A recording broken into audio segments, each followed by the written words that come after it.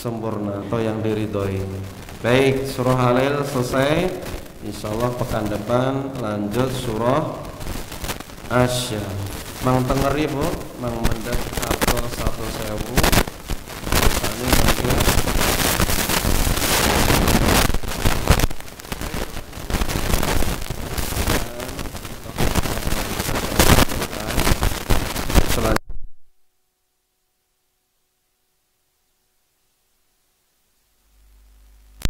Nasir, insyaallah nanti akan melanjutkan tema yang sudah disampaikan di pertemuan sebelumnya, yaitu sumber kebahagiaan di dalam keluarga. Kita awali, kita buka kajian pada malam hari ini dengan bacaan basmalah. Bismillahirrahmanirrahim. Selanjutnya kepada beliau, waktu dan tempat kami persilahkan.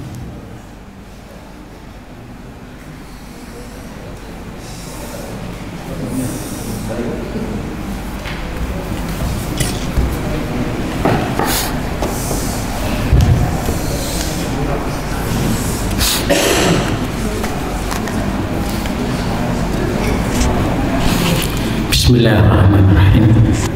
Assalamualaikum warahmatullahi wabarakatuh.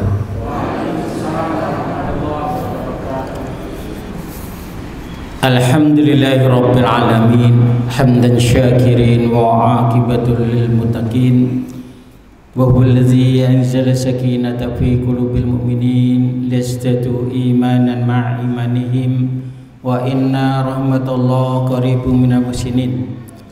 Asyhadu an la ilaha illallah wahdahu la syarika lah wa huwa rabbul arsyil azim wa asyhadu anna Muhammadan abduhu wa rasuluh la nabiyya wa la rasula ba'dah.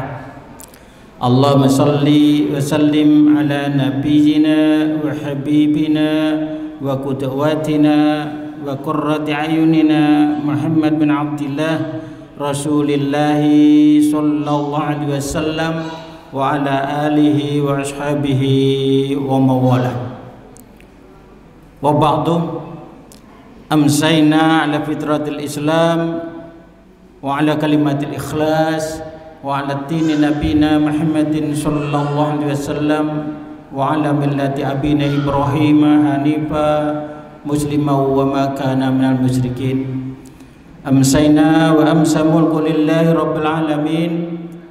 Allahumma inni as'aluka khaira ma hadhihi al-lailah fathaha wa nusraha wa nuraha wa barakataha wa hudaha wa a'udzu bika min syarri ma fiha wa syarri ma ba'daha. Allahumma la mani'a lima a'taita wa la mu'ti'a lima mana'ta wa la yanfa'u dzal jaddi minkal jaddu. Dan nggih masyarul muslimin, para ibu, para bapak, para sederek, adik-adik, jamaah sedanipun insyaallah dipun rahmati lan dipun muliakan dening Allah Subhanahu wa taala. Terus pundi Bapak Ibu kabaripun? Alhamdulillah sehat walafiat, sehat badanipun, sehat jasmaninipun, sehat rohaninipun, sehat para putranipun, sehat keluarganipun, sehat dompetipun. Nah niki rada beda niki ya. Nggih. Bapak Ibu jamaah sedanipun insyaallah dipun rahmati dening Allah Subhanahu wa taala. Bersyukur kula sami wonten ing kalodhan dalu menika dipun kempalaken dening Allah Subhanahu wa taala. Wonten talimipun Allah Subhanahu wa taala kang saperlu belajar ya, mengkaji bersama 1-2 buah ayat dari ayat-ayat Allah yang kita harapkan dari kita duduk-duduk dalam majelis ini. Di samping Allah pasti akan mengampuni dosa-dosa kita karena langkah-langkah dan niat baik kita menghadiri majelis ini. Juga kita berharap mudah-mudahan kita akan ada tambahan ilmu yang akan menjadi keberkahan dalam hidup kita. Allahumma amin. Bapak Ibu jamaah sekalian, insyaallah dipun muliakan dening Allah Subhanahu wa taala. Barangkali sebelum kita masuk ke dalam tema yang sudah tadi disampaikan oleh Master of Ceremony Mas Febri atau Ustadz Febri atau imam, karena imam kita ya, Imam Febri menika sekedhik kula badhe ngemutaken nggih. Barangkali ada di antara kita Bapak Ibu yang hadir di sini membawa masalah, ya, enten mboten sing membawa masalah? Enten. Jane mboten sah ditakoni. Mboten sah ditakoni, melihat wajahnya itu sudah wajah bermasalah. Alhamdulillah jujur, ya, alhamdulillah jujur. Nah, tapi alhamdulillah nek kula prasami saat ini ada masalah, ada persoalan hidup, bersyukur kula prasami berarti pertanda bahwasanya hari ini kita masih hidup. Nggih napa nggih? Sebab antara masalah atau biasa kita sebut dengan ujian dengan hidup itu satu garis. Artinya ketika kita hidup pasti akan ada masalah. Sepanjang atau selama kita masih hidup berarti selama itu pula kita punya masalah. Dados nek kula sami kok urip mboten duwe masalah, nggih, mboten duwe masalah niku dipertanyakan. Dipertanyakan apanya? Jane urip tenan apa ora to wong iki. Sebab napa? Nek urip mesti diuji dening Allah, mesti enten ujiane. Buktine tiyang kang sampun sedo niku, orang yang sudah meninggal dunia tidak pernah ada ujiannya. Nggih napa nggih? Apa ujiannya orang mati? Ndak ada. Karena memang sudah waktunya tidak untuk diuji lagi, ya. Kita diuji itu ketika kita masih hidup, itu berbanding lurus yang namanya ujian dengan. Maka jangan susah Bapak Ibu ketika kita ada persoalan dalam hidup ini. Jangan susah, jangan sedih, jangan ngelokro, jangan apa lagi, ya, jangan berputus asa. Kita tetap berjalan terus, memandang ke depan terus. Karena selama itu pula kita masih akan diuji. Wa nabluukum bisyarri wal khairi fitnah. Nah, kita akan senantiasa dipenuhi dengan dua ujian ini. Kalau enggak kesedihan, kalau enggak kesusahan, ya kesenangan. Enten sing saat ini utangnya kata, enten sing duwe utang, enten rasa takoke. Enten sing bermasalah dengan anak, ada yang bermasalah dengan pasangan hidup, ada yang bermasalah dengan ekonomi. Mila untungipun kula sami menika dipun dadosaken seorang muslim oleh Allah Subhanahu wa taala niki kita punya rutinitas untuk mengaji, dan mengaji inilah sebagai penguat jiwa kita agar kita tetap sadar bahwasanya hidup ini adalah ujian. Maka nek ujian kula sami menika terkait dengan kesulitan finansial misalnya, enten doanipun Bapak Ibu, ya, pengen lunas hutang, pengen boten, ada doanya. Pripun doanipun? Kita ajaraken rumiyin niku nggih.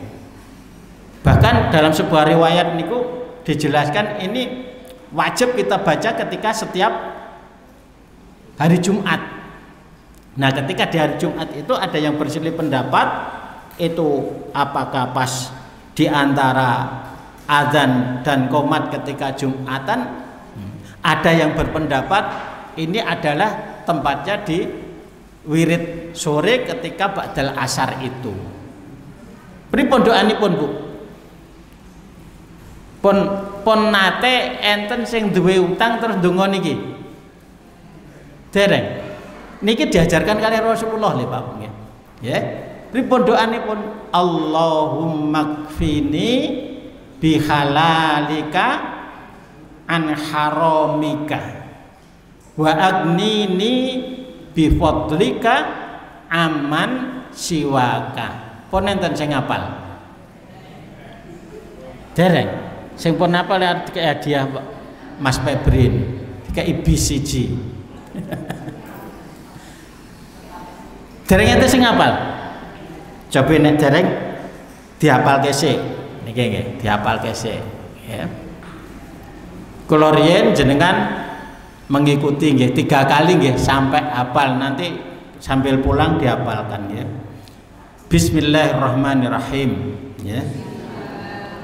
Allahumma kfini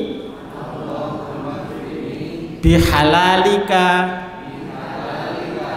an haramika wa agnini bifadlika amman siwaka. Allahumma kfini bihalalika an haramika wa agnini bifadlika aman siwaka. Setunggal malih. Allahumma kfini bihalalika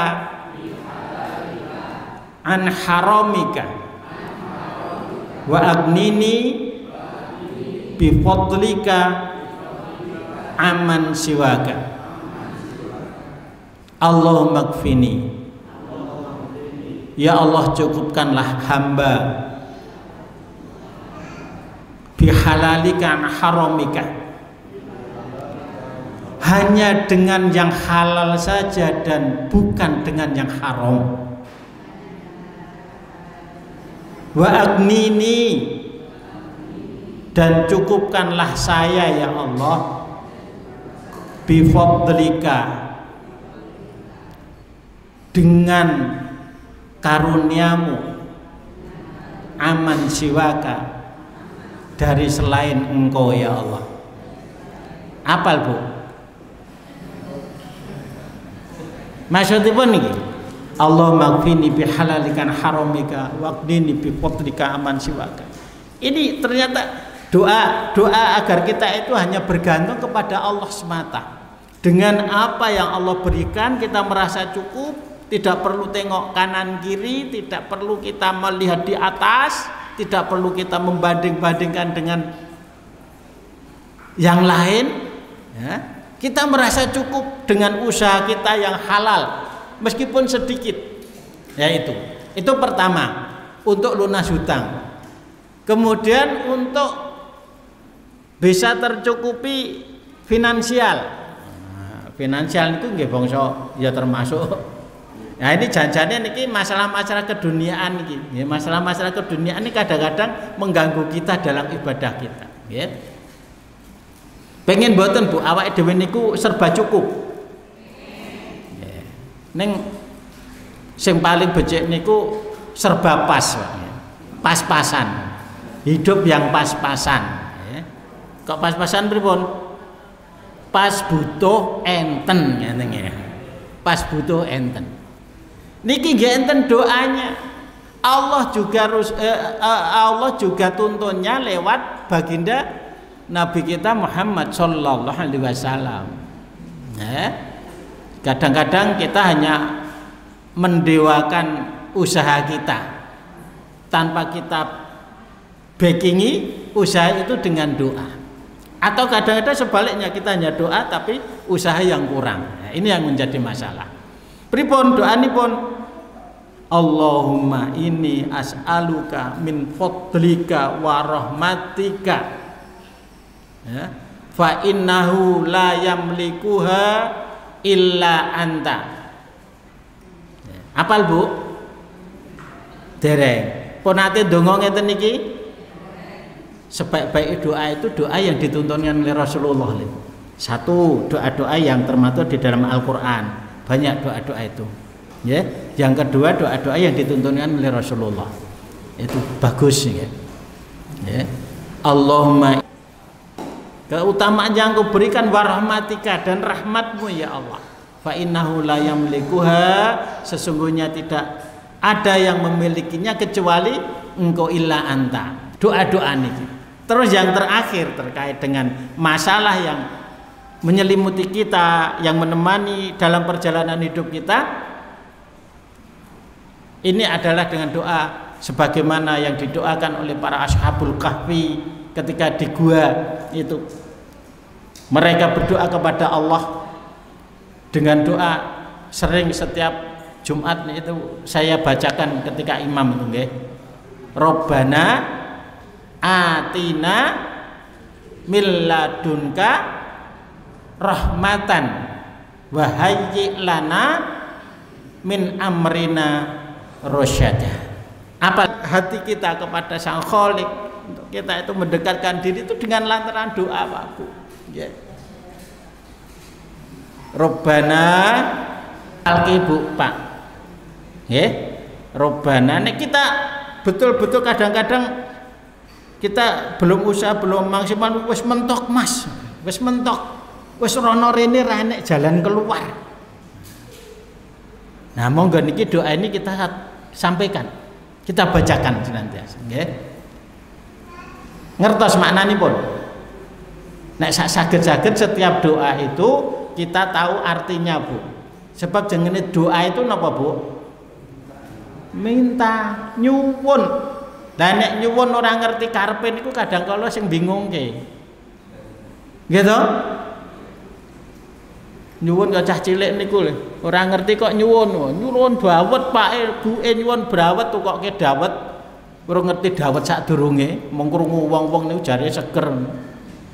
Gila, jare te glender dengan ngoten. Ya dawet kaya ngono kuwi. Lah itu sebabnya kita memohon kepada Allah itu setidak-tidaknya kita memahami maknanya, ya. Robbana atina, ngerti toh Robbana atina? Artinya apa artinya? Ya Allah. Terus pun untuk snack toh Bu. Robbana ya Allah atau ya Rob. Nah, ya, lebih mantapnya sebenarnya Rob itu tidak usah diterjemahkan ya Tuhan. Sebab Rob itu sendiri pengakuan kita bahwasanya Allah sudah segala-galanya. Rububiyatullah itu benar-benar kita pahami. Apa rububiyatullah itu? Adalah pengakuan kita bahwasanya Allah itu sebagai Rob. Sedikit ini sebelum kita lanjutkan ke tadi. Ben mudeng nih mak karepe niku. Robbana niku. Ya. Rob niku tidak hanya sekedar Tuhan Pak Bu. Ya. Tetapi Rob itu dalam bahasa Arab itu Pak Bu. Rob itu bisa bermakna pemilik. Rob itu bisa bermakna pengasuh. Ya. Apalagi misalnya ngeten kata-kata bahasa Arab ngeten. Man rabbu hadzal balad? Nah, pertanyaan ngeten. Siapa yang menjadi Rob rumah ini? Rob di sini bukan Tuhan yang dimaksud. Rob artinya apa di sini? Pemilik. Siapa yang di omah iki ngeten lho. Niku pertanyaan man rabbu hadzal bait. Nah niki Rob disebut Rob. Nah niku pemilik. Jadi ini makna katanya dulu. Secara lughawiyahnya dulu. Ya. Terus enten kata-kata man rabbu hadzal qaum. Misalnya di sini SART. Nggih. Siapa menjadi Robnya kaum ini? Maksudnya yang disebut, yang dikarepin apa? Rob di sini yang disebut Pak RT. Napa nih pemimpinnya? Man rabbu hadzal qaum. Kene iki masyarakat kene iki pemimpinnya sapa? Nah niku Rob bermakna apa? Pemimpin. enten melih pertanyaan man rabbu hadzal walad. Nah niki walad ngaten niki. Tenggen panti asuhan kata bocah-bocah cilik enten setakon man rabbu hadzal walad. Rob di sini bukan Tuhan Pak Bu artinya, tapi sing dikarepke sapa sing ngasuh, siapa yang menjadi pengasuh anak ini. Jadi Rob itu berarti juga pengasuh. Nek kita matur di mata Allah, Allahu Rabbuna, itu berarti Allah itu pemilik. Sinten? Allah itu pemilik kita, Allah itu pemimpin kita, Allah itu pembimbing kita. Nah gitu. Itu lebih mantap, artinya lebih luas Pak. Nek kula pajame memahami. Rabbana, wahai pemilikku, wahai pemimpinku, wahai penguasaku, wahai pengasuhku, wahai pembimbingku. Nah ini maksudnya ya Allah. Tapi Allah itu senang dengan kata-kata permohonan yang mesra seperti itu Pak Bu. Bukankah ketika di surat Al-Fatihah itu kita dituntunkan sebelum kita memohon kepada Allah itu kita memuji, kita menyanjung-anjung Allah dengan kata-kata mesra. Alhamdulillahirabbil alamin. Di sini ada alhamdulillahirabbil alamin. Allah sebagai Rabb seluruh alam. Rabb itu ya pencipta, penguasa, pemilik, pengasuh, pemelihara dan seterusnya. Nah ini agar kita lebih khusyuk saja ketika kita memohon kepada Allah itu dengan memahami maknanya, kita akan lebih dekat dengan Allah, lebih komunikatif gitu ya. Jadi Rabbana tadi tidak hanya sekedar ya Tuhanku, nah, tetapi ya itu tadi semuanya. Maka nek kula cenderung mboten sah diterjemahke. Ya, Rabbana wahai Rabb kami, atina mugi panjenengan paring dhateng kawula rahmatan, rahmat. Wahai lana min amrina rasyada, lan mugi panjenengan paring napa Pak? Pitedah petunjuk dumateng sedaya permasalahan kesulitan hidup saya ini, rasyada, jalan keluar, makhraja rasyid, tanda petunjuk. Ya kita minta itu rahmat Pak Bu. Artinya apa? Sesungguhnya ketika kita sedang menghadapi masalah itu, mboten sedih, mboten susah. Kenapa? Nek kula sami sadar hidup ini penuh cobaan, dan cobaan yang Allah berikan itu utamanya adalah orang-orang yang beriman. Maka kita dituntun oleh Allah itu mohon kasih sayangnya Allah. Kenapa? Karena sesungguhnya ujian, persoalan, permasalahan kehidupan yang menimpa pada diri kita ini sinyal, pertanda bahwasanya Allah sedang mencintai kita Pak. Maka tidak perlu sedih. Sedih boleh, tapi tidak perlu berlebihan, berlarut-larut. Apapun masalahnya, kita yakin Allah punya rencana yang lebih baik. Ya Pak ya. Mudeng po ora nggih. Kita yakini itu. Allah akan memberikan sesuatu yang lebih baik. Ya. Kenapa? Coba keterangan dari Rasulullah SAW. Idza haballahu qauman ibtalahu. Apabila Allah itu kenapa? Idza ahabballahu abdahu ibtalahu. Ketika Allah itu mencintai hambanya, maka hamba itu akan diberikan ujian, akan diberikan cobaan hidup Pak. Ya. Loh, seneng napa susah nek nembe mendapat ujian? Susah. Berarti jenengan boten tresna dhateng Allah, boten seneng disayangi Allah. Allah itu mengirim sinyal, nek aku nguji kamu itu berarti kamu saya sayangi. Bahkan di hadis yang lain Rasulullah mengatakan Dalam hadis qudsi bahkan berkata kepada para malaikat Allah, ya malaikati, wahai para malaikatku, intoliku ila abdi, pergilah kalian kono ke ndang budalo temonono kawulaku kae lho. Kawula siapa? Abdi, hambaku yang aku sayangi, yang aku tresnoni, yang saya cintai. Siapa? Orang beriman. Kon ngapake? Allah dawuh dhateng malaikat, fasubbu ibtalan sobban. Lha niku banjur timpakan kepada dia ujian yang sangat keras, ujian yang sangat sulit, ujian yang sangat menyakitkan. Loh ini loh Pak Bung ya. Kenapa? Ujung-ujungnya apa? Allah berkata, Allah berfirman pada malaikat itu, uridu, aku punya keinginan, aku pengen napa? An asma'a sautahu, aku pengen ngerungokke keluh kesah hambaku yang saya cintai itu. Gitu loh Pak. Nah ini. Jadi ini di sisi lain Allah memberikan cobaan ujian hidup kepada kita itu, di samping Allah pasti akan merontokkan kesalahan-kesalahan kita, dosa-dosa kita, dan Allah akan meninggikan derajat kita. Tentu saja ketika kita bersabar menghadapi ujian itu. Tetapi justru dengan ini Allah akan semakin sayang kepada kita, Pak Bu. Ya.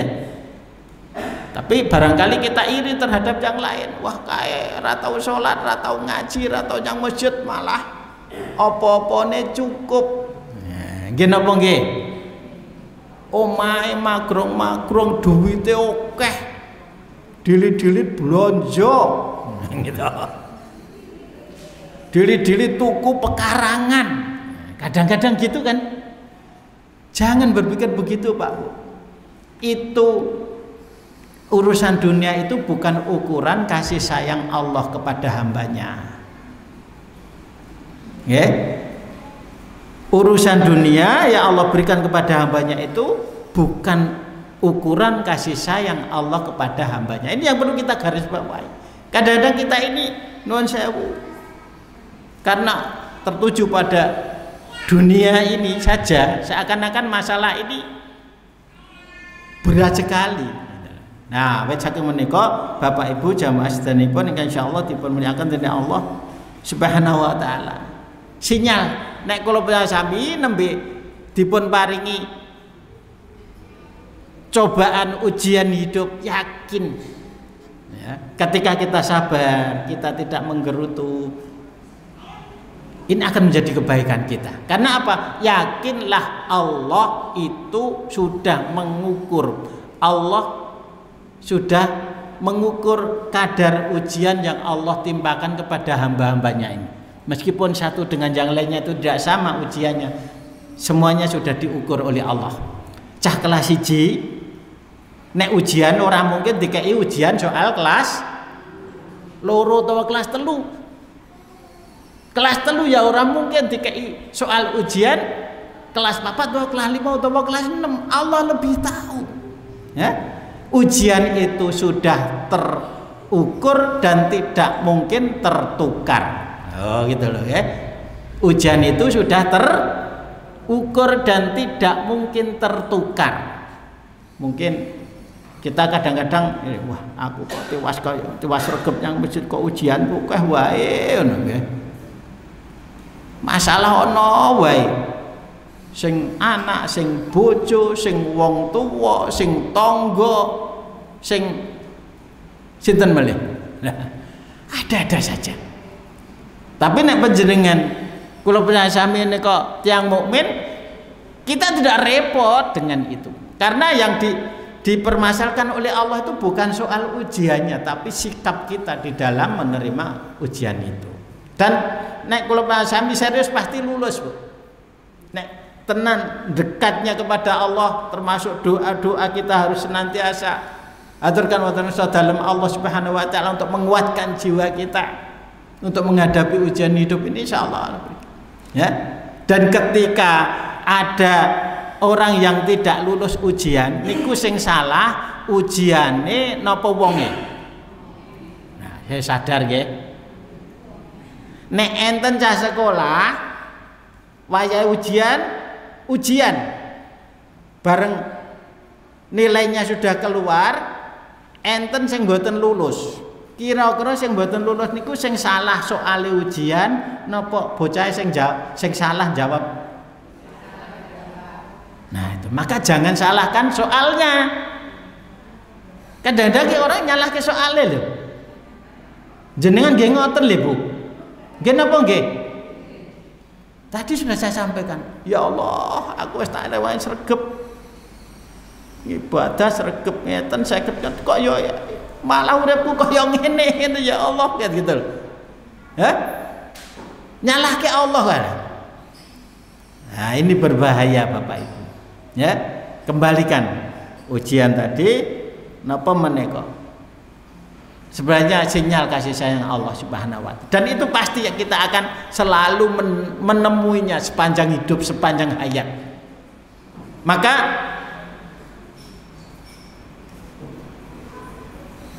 jangan mengatur ombak di laut atau datangnya ombak, tetapi belajarlah berenang di laut supaya ketika nanti ombak itu datang kalian selamat karena bisa berenang. Gini apa nggih? Jangan salahkan ombak datang, jangan salahkan ujian yang datang pada diriku. Salah kowe ra iso renang. Ra iso renang kok sobone turut parang tritis. Enek ombak katut. Nah ngono ya samane salahe kowe urip. Ra gelem diuji. Ra lulus ujian moh karo ujian kok urip. Nah, sama tadi.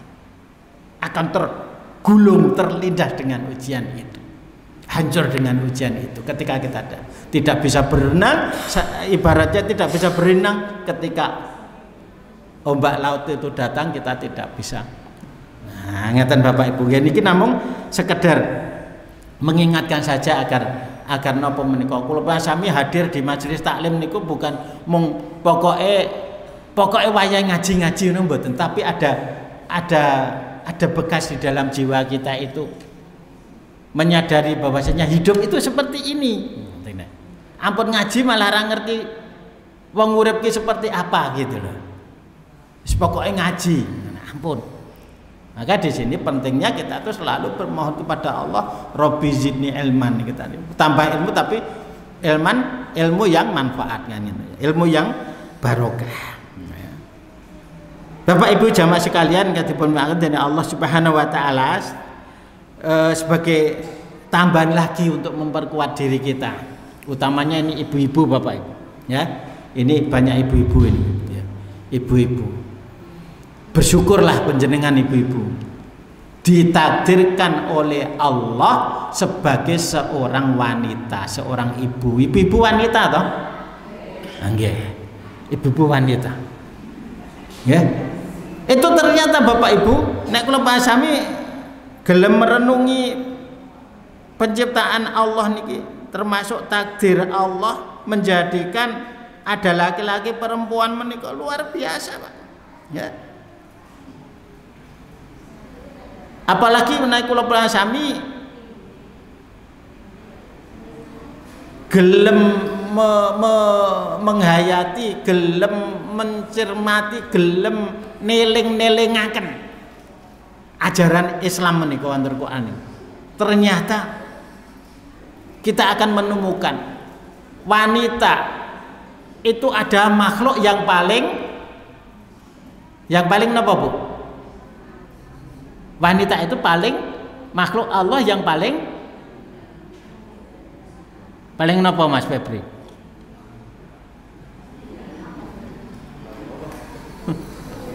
Paling seksi. Bukan. Paling mulia Bapak Ibu. Ya. Ternyata wanita itu ketika dalam bahasan-bahasan dalam Al-Quran itu nanti ditemukan bahwasanya wanita itu ternyata makhluk Allah yang paling mulia. Saking mulianya wanita itu sampai Allah menjadikan salah satu suratnya itu dengan para wanita. Apa itu? An-Nisa. Tidak ada dalam Al-Quran itu surat laki-laki itu tidak ada, Pak. Ar-Rijal itu tidak ada. Karena ternyata Allah lebih memuliakan wanita, Pak Bu. Jangan bersyukur Bapak ibu-ibu nih. Ya kadang-kadang ibu-ibu itu protes. Nanti perempuan jadi wanita, jadi seorang istri. Ini kaitannya ke keluarga.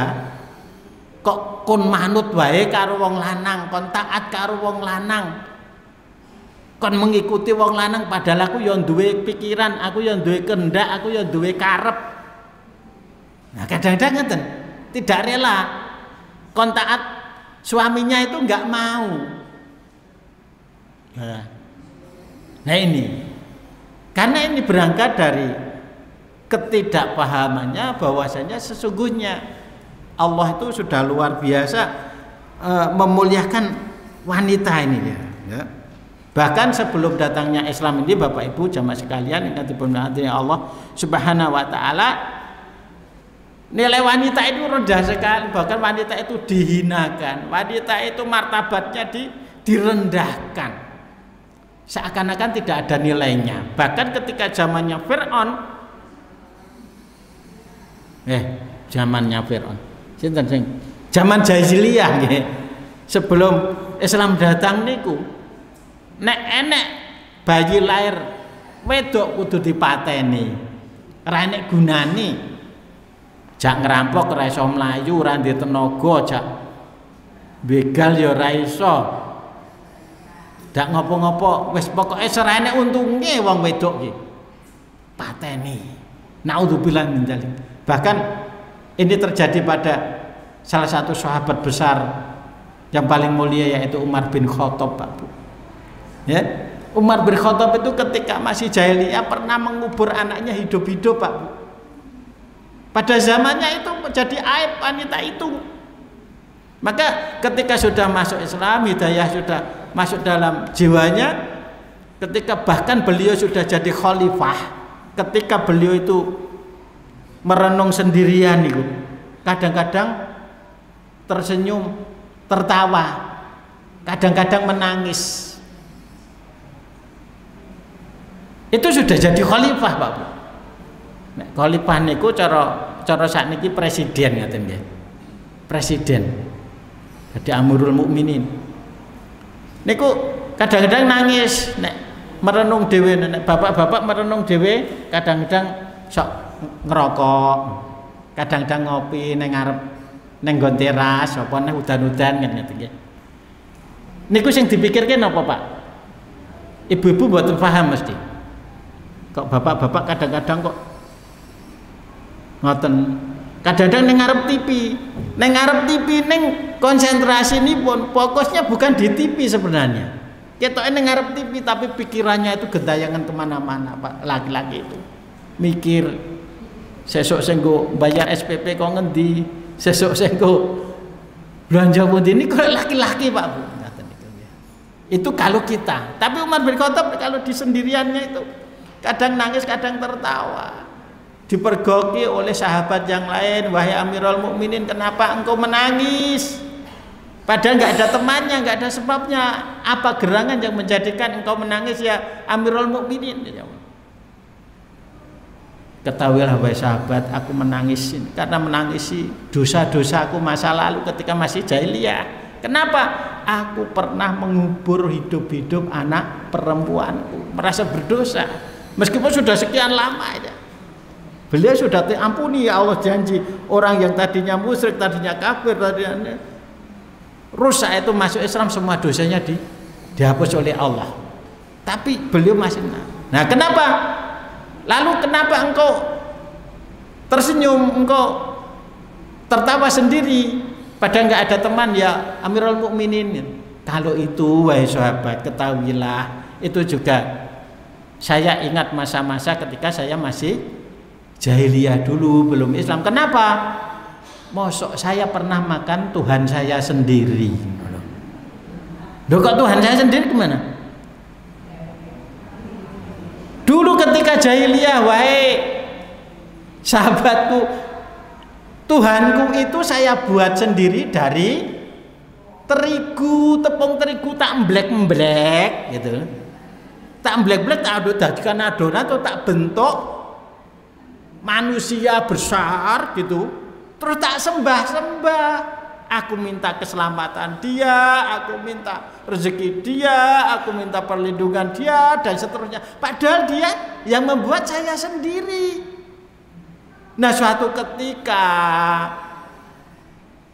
istriku di dapur tidak punya bahan untuk memasak. Lalu bagaimana? Bojoku ki nyeklek tangane.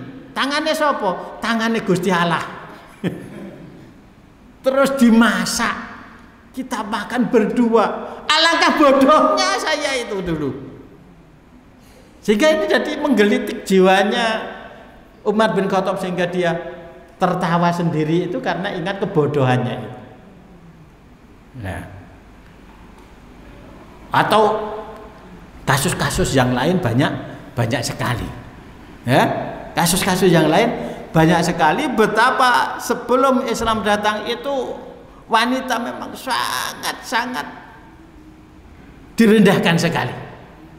Tetapi dengan datangnya Islam, nilai wanita itu diangkat setinggi-tingginya, wanita dimuliakan, wanita diagungkan, diangkat derajatnya. Manusia itu ditempatkan pada posisi yang sesungguhnya, bahkan dijadikan oleh Allah sebagaimana yang dikatakan oleh Rasulullah, innad dunya mata'un wa khairu mata'uha al-mar'atu sholihah. Dunia itu perhiasan dan sebaik-baik perhiasan itu adalah wanita sholihah. Dijadikan perhiasan yang paling baik, perhiasan dunia yang baik. Itu ketika Islam datang, Bapak Ibu. Maka jenengan ibu-ibu tidak perlu bersedih, tidak perlu protes ketika ada nanti syariat itu, ketika dalam berkeluarga. Kita kan temanya keluarga nanti ya. Itu harus manut laki-lakinya, harus itu nanti ada kita bahas sendiri. Belum sampai di sana nanti ya. Ini baru pengantar dulu, ya. Nah, itu pengantar tidurnya berhasil. Bahkan Bapak Ibu jamaah sekalian yang dimuliakan dengan Allah Subhanahu wa taala, sejarah mencatat dengan tinta emas. Wanita-wanita itu adalah orang-orang yang luar biasa. Kalau ada pertanyaan, siapa manusia pertama kali yang masuk Islam? Siapa, Bu? Wong Islam, wong sing mlebu Islam isih dhewe niku sinten? Wanita, Bu. Siapa? Istri baginda Rasulullah SAW, Khadijah binti Khuwailid. Bukan Khadijah binti Febri Wahid Ramadhani. Ini Khadijah juga naik. Ini Khadijah binti Khuwailid. Ini wanita pertama kali masuk Islam, Pak Bu, sebelum ada seorang pun yang mengakui risalah yang dibawa oleh Rasulullah. Ya Allah wahyukan kepada beliau. Belum ada orang yang mengakui, belum ada orang yang percaya. Beliau yang percaya duluan. Masuk Islam pertama kali, Bapak Ibu. Wanita. Terus ada lagi, Bapak Ibu.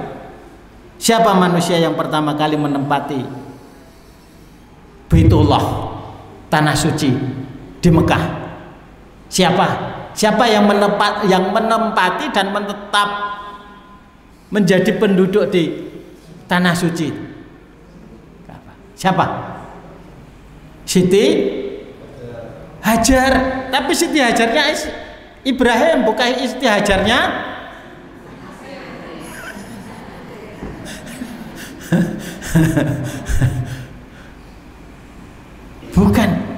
bukan Siti Hajar dari Boyolali. Ya, wanita Pak Bu. Lagi sebelum itu tidak ada orang yang bertempat tinggal di sana. Nah, cikal bakalnya penduduk Mekah itu ya Siti Hajar. Ada lagi Bapak Ibu dalam Islam itu. Siapakah wanita pertama? Siapakah orang yang syahid pertama kali dalam Islam? Siapa? Seorang perempuan juga Pak Bu. Siapa? Sumayyah. Sumayyah ini ibundanya Ammar bin Yasir. Yasir itu bapaknya Ammar. Yasir itu suaminya Sumayyah. Orang yang syahid pertama kali membela Islam karena iman, karena Islam adalah Sumayyah. Yang kesyahidan beliau itu mengerikan Pak Bu, secara zahir itu mengerikan, Pak. Lebih ngeri daripada Israel membombardir Gaza hari ini, Pak. Jadi kejahatan senjata nih ya belang-beleng dasar pengkhianat ya, gitu ya. Sumayyah itu Pak Bu, ada dua versi dalam sejarah itu dikatakan syahidnya beliau itu hanya karena beriman kepada risalah Muhammad tadi. Satu versi Sumayyah ini berbeda dengan Bilal ya. Bilal itu nggak sampai syahid. Bilal itu tidak pakai baju, ditelontangkan di tengah-tengah padang pasir, di tepi batu yang besar yang panas. Tapi beliau tetap akad. Tapi Sumayyah itu lebih kejam daripada itu. Satu versi nuwun sewu ya. Kedua tangannya itu diikat dengan arah yang berlawanan, satu sana. Kakinya juga demikian juga. 4 arah mata angin itu dipatok, kemudian apa? Ditumbak. Itu satu versi sejarah yang sah. Yang satunya adalah syahidnya Sumayyah ini ditarik oleh 4 kuda, tangannya dua-duanya itu setiap satunya ditarik kuda satu, kakinya kuda 2, berarti 4. Dicambuk kuda itu dengan arah yang berbeda. Jadi apa Bu? Ngeri sekali. Maka itu di hadapan Yasir, di hadapan Ammar Pak. Sehingga Ammar itu menangis sampai setelah itu ibunya, kemudian bapaknya ya ditombak meninggal syahid. Akhirnya Ammar diperlihatkan, dipertontonkan syahidnya kedua orang tuanya di depan matanya. Wahai Ammar, kamu tetap beriman kepada ajaran Muhammad apa kembali ke ajaran nenek moyang? Kalau kamu tetap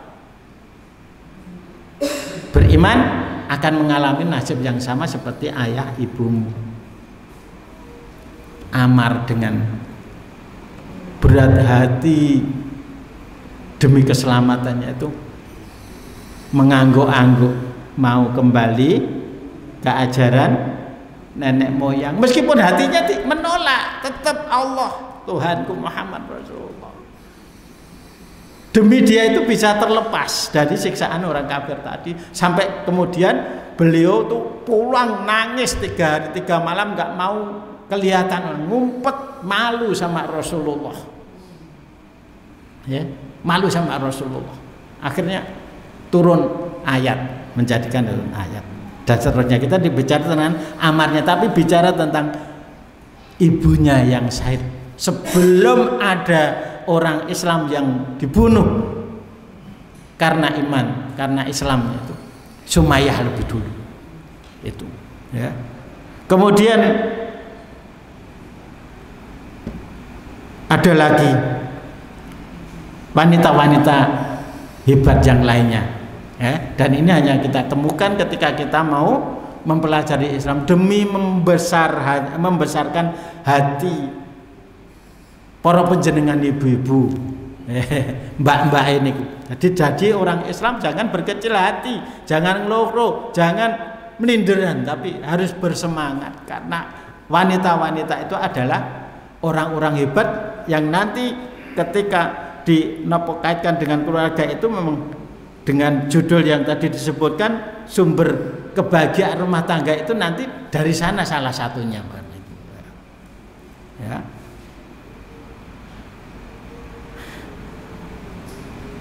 Bahkan Bapak Ibu jamaah sekalian, Rasulullah itu menyebutkan, ya, ada 4 wanita yang sudah dijanjikan surga oleh Allah Subhanahu wa taala.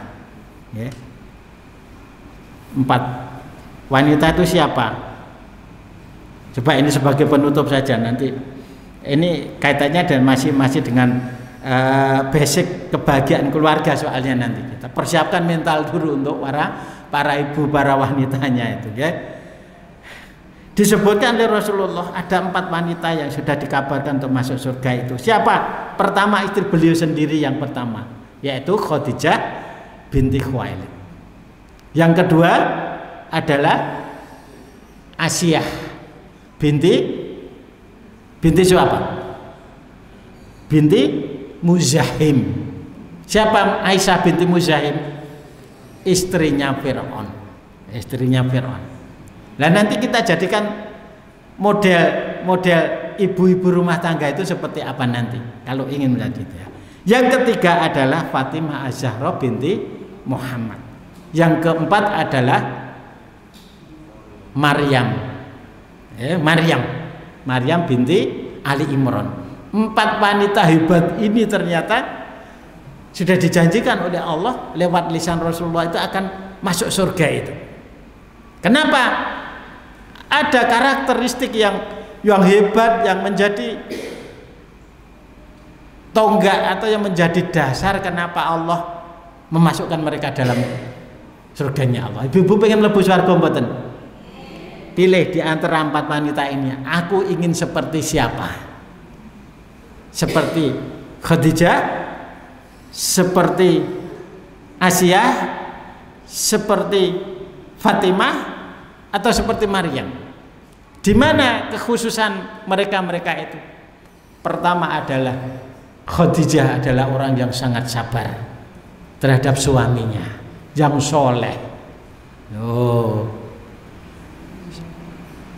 Khadijah ini seorang janda yang kaya raya, tapi merelakan mendampingi dakwah Rasulullah sampai habis hartanya demi dakwahnya, Pak. Demi dakwah Rasulullah, mendukung dakwahnya. Ya. Ini mengorbankan dari apa yang beliau miliki itu untuk kemuliaan Islam, Pak. Luar biasa sabar, ya. Dalam mendampingi sang suami dalam berdakwah. Dan Khadijah ini memang seorang istri yang sangat pengertian sekali dengan suaminya, Bapak Ibu. Kita lihat ketika awal Nabi Muhammad SAW mendapat wahyu di mana? Di Gua Hira. Alhamdulillah, Pak, atas izin Allah saya pernah sampai ke Gua Hira itu, Pak. Ya, itu dari dasar sampai anak itu ya tidak sampai 30 menit, cuma 20 sampai 25 menit, Pak, Bu. Di sana cuma sedikit, cuma cukup untuk 2 orang sholat itu.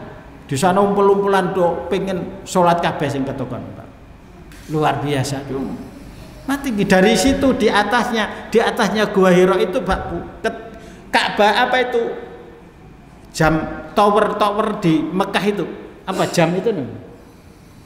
Itu kelihatan loh, di sebelah sana. Nah, kemudian seluruh jalur di Mekah itu kelihatan, ini kemana-kemana kelihatan di atas sana. Nah, ketika beliau itu mendapatkan wahyu pertama kali di sana,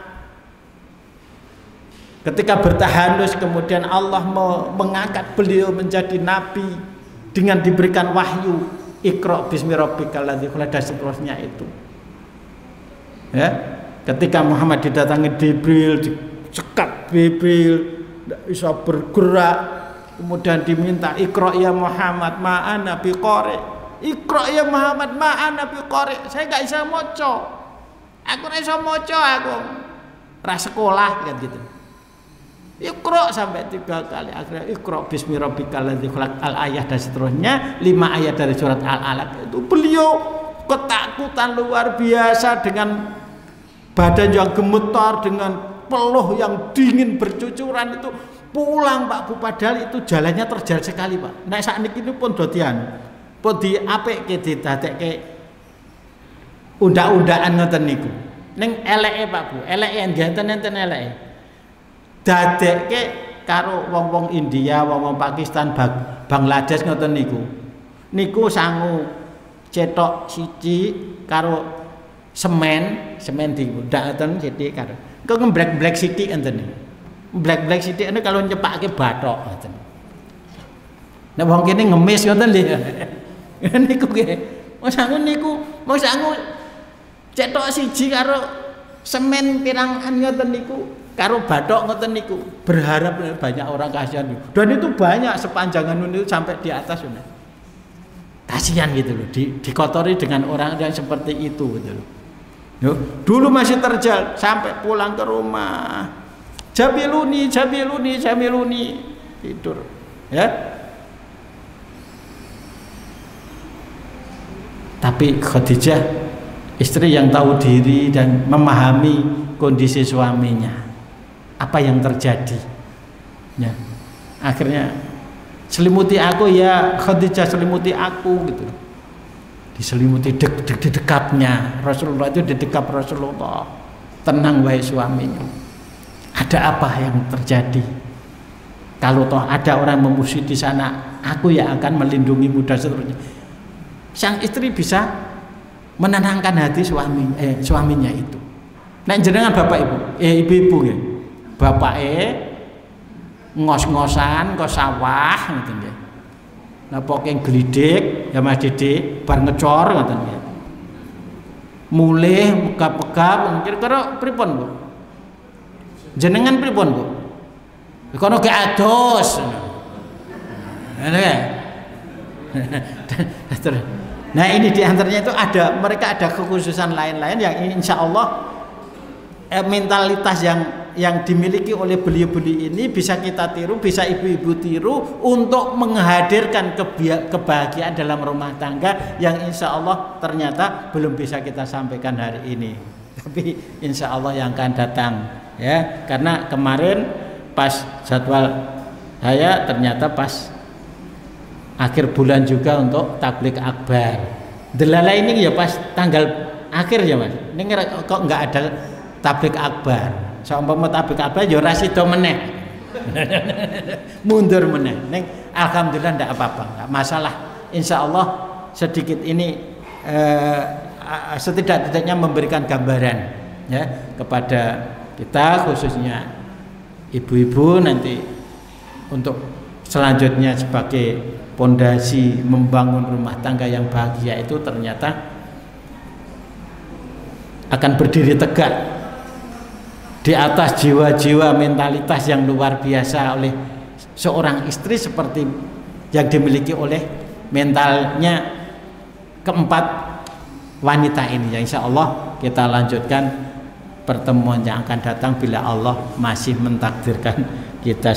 Demikian saja, kurang dan lebihnya mohon maaf. Mudah-mudahan ada manfaatnya dan Allah senantiasa menguatkan kita dalam langkah-langkah hidup ini agar kita tetap kuat menjalani segala cobaan hidup, karena kita tidak bisa lepas dari cobaan hidup ya.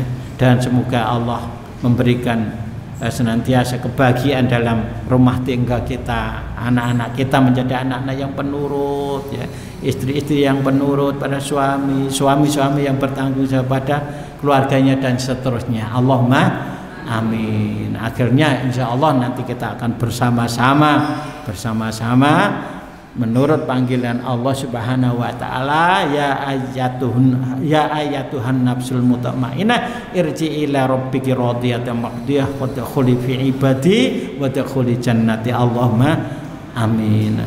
Sekap semanten kelanangipun nyuwun papunten. Subhanakallahumma wa bihamdika asyhadu an la ilaha illa anta astaghfiruka wa atubu ilaik. Billahi taufiq wal hidayah. Wassalamualaikum warahmatullahi wabarakatuh. Waalaikumsalam.